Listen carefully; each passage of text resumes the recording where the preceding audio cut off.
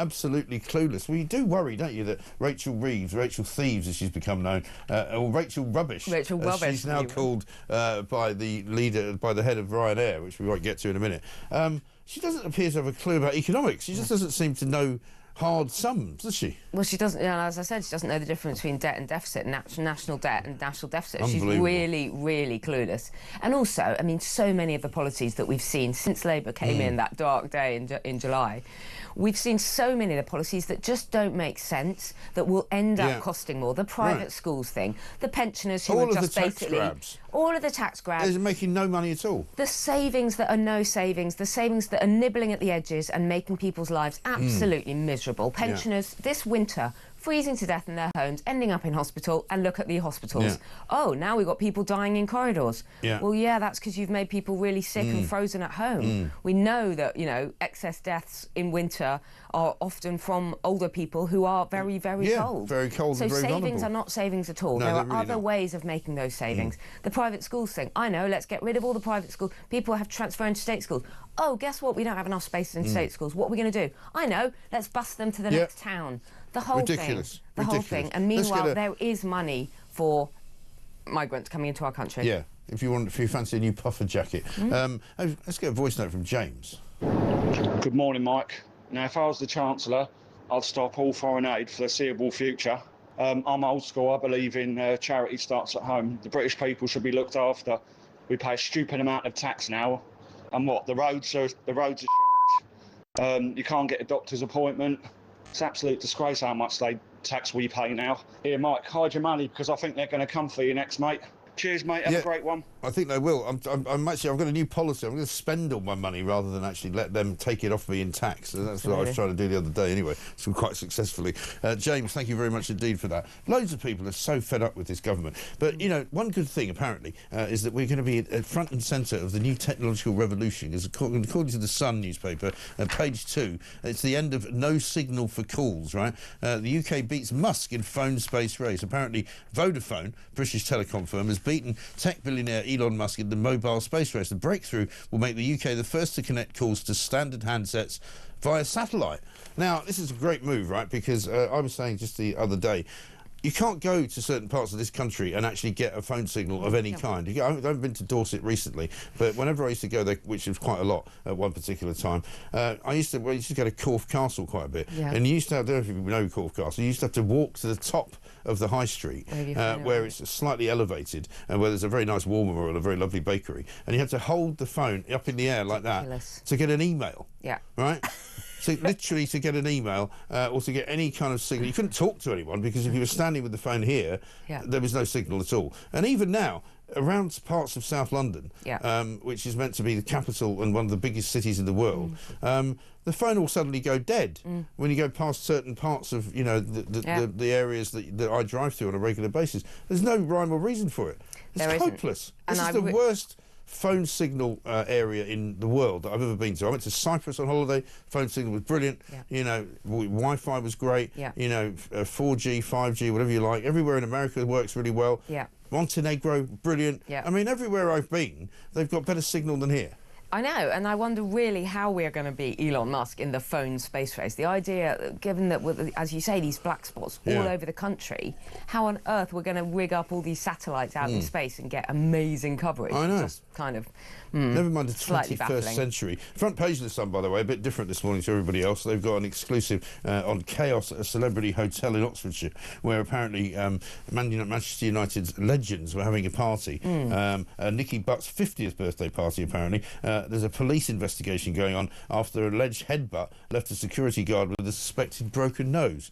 And amongst the people who were at this party, Gary Neville, David Beckham and Paul Scholes. Yes, indeed. We're not suggesting any of them were responsible for the headbutt. No, but it was Nicky Butt's. It was Nicky Butt's party, which makes I'm amazed they haven't got Butts headline. in the headline. I think they were. Yeah, I think they were in one of the lovely Soho farmhouse ones. So yeah, it sounds like a great party. But no, maybe not. Not so much with the headbutting. No, exactly right. Let's talk a little bit about the other story on the front page of the Times today, which is 2.4 million people receiving sickness benefits without any need to seek work. Now, we know that there's all these people who are sort of economically inactive, and there's 9.4 million of them or something like that, or 9.5 million. But basically, over the past 5 years, the proportion of applicants approved for the most valuable claims of benefits has surged to 50%. Contributing to a welfare overspend of 8.6 billion. I mean, you talk about they've got money for some stuff. Yeah, exactly. They've got money for this, haven't they? And what's really worrying about this is these are the people on the highest benefits. These are the ones getting thousands and thousands of pounds a year. And it almost, because they're claiming the highest level of disability benefit, they're not actually allowed to work. They're not allowed to do what I think universal credit was originally set up to do, which was allow people to work a bit and sort of titrate, or sort of, you know, have a bit of benefits as well. Yeah. So this is even more damaging. You're literally putting people on the highest level of benefit, paying them the most. But the numbers keep going up as well. So there's obviously no attempt at trying to get those who are already on these benefits somehow back to work in some way, shape or form. Yeah. There's no effort at all for that. Well, and also I think it's because the categories keep expanding. I mean, when anyone can claim mental health, or not anyone, that's not fair, but people can claim mental health. Well, lots of people do. Lots of people do, and, you know, the category seems to be sort of everything from anxiety and depression to just sort of general despair and, you know, malaise at the world. Well, that's called life. Yeah, well, I've spoken to doctors on this show on a regular basis who say, oh, yeah, well, when we get asked to sign off somebody off sick for work, we don't really see them anymore. We just send them an email and give them permission to be off work. And so there's no checks and balances. If you ring up a GP and say, I don't feel great, I'd like to have a week off, they'll just sign you off. And many doctors who are, you know, responsible say, well, if I don't sign it, someone else will. Right. And there are many that we know, there are people out there on TikTok and all sorts showing people how to answer the questions correctly to show that they're in the highest category, they're pretty suicidal, and that they've got the highest benefits. And that does such a disservice, not only to the country and to the people that are working, but it does a disservice to people that genuinely need benefits and genuinely need some kind of medical help. But, I mean, they keep saying, don't they? Liz Kendall has said, the Work and Pension Secretary, radical reform. She wants to get a grip on the benefits bill. She confirmed the annual cap imposed by the Tories at 134.7 billion this year has again been breached. So 134 billion. But, Mike, it's a bit like Wes Streeting. He says all this stuff about the NHS reform. I've read it 1,000 times since they came in. But nothing happens. Same with Rachel Reeves, saying all the stuff about growth. People are not idiots. We can see the difference between actual policies, actual action, and just rhetoric or nonsense. Yeah, nonsense. Or lies, some or people BS. would call them. Yeah. Because people aren't idiots. They can see that they're saying this stuff and they're not doing anything about it. Same with Starmer on smashing the gangs. Yeah. Where? Yeah.